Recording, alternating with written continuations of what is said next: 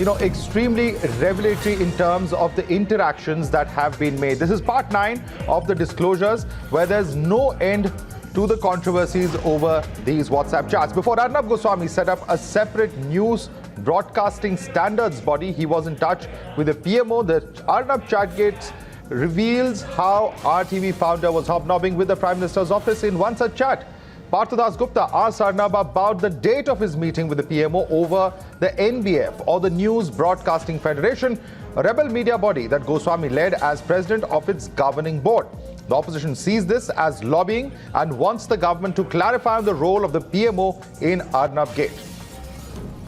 Swati, this is very significant because this is, not just a sign of the alleged influence peddling that Arnab Goswami appears to be indulging in. He's talking about his influence, and he is, of course, going to speak to the PMO as these chats allege. And what is extremely disturbing is that all of this is being done for a private entity, that is BARC, which has absolutely nothing to do with government interests. Arnab Goswami lobbying for this kind of private entity only to boost his own channel's ratings. And clearly he was seeking something in return. Let's take a look at these incriminating WhatsApp chats. As far as this chat is concerned, it exposes Arnab PMO hobnobbing. On October 9th, 2019, Partha Dasgupta tells Arnab Goswami, when is your NBF meeting with the PMO? To which then he goes on to say, Arnab Goswami then responds to it when asked by Partha Dasgupta about the meeting which is going to take place. Partha Dasgupta says, 87, as I will tell you in some time the reference of that. Arnab Goswami response says NBF first AGM meeting on in a couple of weeks. So Arnab Goswami is confirming to him that the meeting will take place in a couple of weeks. After that, ASAP. This is in response to the question that was asked by Partha Dasgupta. Why do you think Vempati is acting against? Now, he also goes on to say ministry or TRAI has definitely not told him on his own. So he was asking, is Mr. Vempati acting on his own, or is he inspired by Rajat? These are the questions that Partha Dasgupta asked Arnab Goswami, and then we'll also tell you what the response was from Arnab Goswami as far as those questions are concerned. So the NBF meeting is what Partha Dasgupta wants to know in this chat. He also wants to know, why is Mr. Vempati acting against? Is he acting on his own, or has he been influenced by someone else's action? Let's go across to Megha, our senior editor, joining us on the broadcast with more details. Megha, this exposes the quid pro quo of how Arnab Goswami in fact was helping Partha Dasgupta and then of course seeking something in return. Oh, certainly. Certainly, absolutely. And that's the crux of the investigation, isn't it, Swati? The investigation that has been launched by the Mumbai police is actually into this. The TRP scam has emanated from this so-called friendship of theirs. The kind of help that Arnab may or may not have done for Partha Dasgupta, again, matter of investigation. But these chats do tell you that he is obviously trying to help him for reasons best known to him. We all know, and this as per the version of the Mumbai police, how TRP was manipulated. How TRP was manipulated to help his new channel, Republic, and then, of course, later on, Republic Bharat. Now, these are the channels of Arnab Goswami he launched, and around the time, and if you very smartly go through all that we are now putting out and all that is now in public domain as far as the conversation is concerned, you will know the timing and how it coincides. The closeness between the two of them, of course, had been there for quite some time, but then all of this quid pro quo that you are able to point out, or we are able to point out by way of these WhatsApp chats, is around the time when the new channel had launched. And he was preparing for the second channel to launch. So obviously there was help that he was getting, or he wished to get, from Partha Dasgupta in terms of TRP.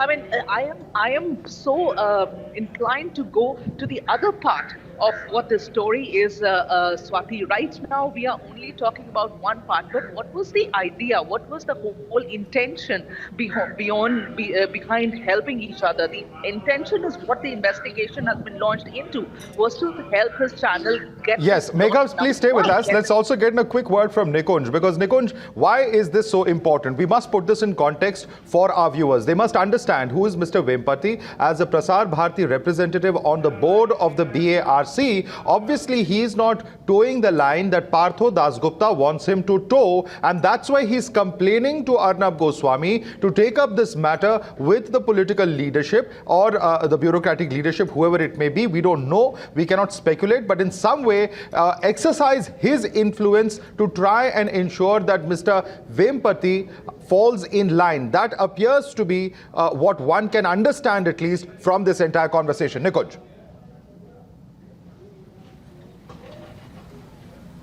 And what does Partho Dasgupta actually want from this entire situation? Why does he want the government representative on the BARC board to fall in line, as you say, behind Mr. Partho Dasgupta? And that is just to rig the system and game the system to favor Republic TV, is the claim that Mumbai police has made. On that line of investigation, they have arrested at least 16 people, and now disgraced former CEO of the BARC, Mr. Partho Dasgupta, who happens to be under the judicial custody, whom a court has not deemed fit to release on bail out, even despite his police custody remand being completed. He happens to be in hospital right now. One wishes him good health. But why does he want all of that? For the government representative also to fall in line?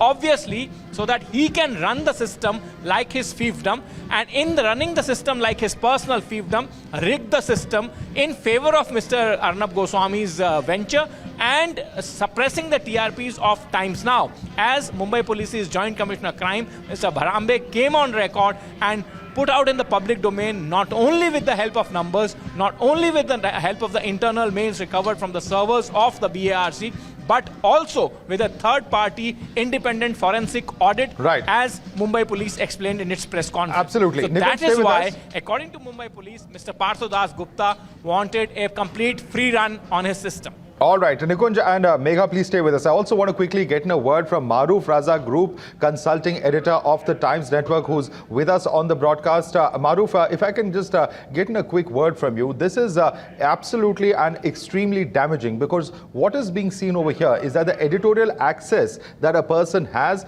using that for editorial purposes is one thing. But what is being seen over here is that a private entity is at least being attempted to be influenced from what one can glean or understand from this WhatsApp conversation to the best of our knowledge, and that certainly becomes extremely problematic when it comes to journalistic ethics.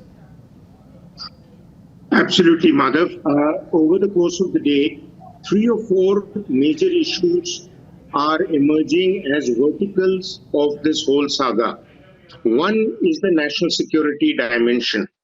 2 is the access that Arnab or his people have had, and how they have chosen to flout that access. And as Nikunj had earlier referred in a previous show on this channel, to say that everyone has access, but how you use it judiciously and how you don't compromise national interest is the key.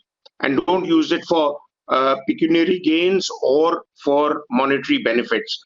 And the third and equally important element that has emerged is that how there was an absolute obsession with TRP ratings, which BARC could influence and in turn influence the financial fortunes of channels, etc.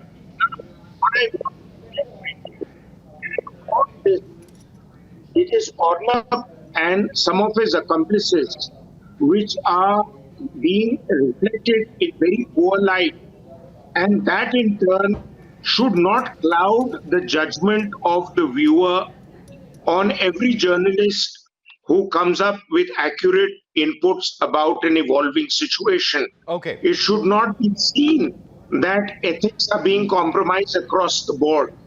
People have a job to do, both at the level of government and at the level of the media.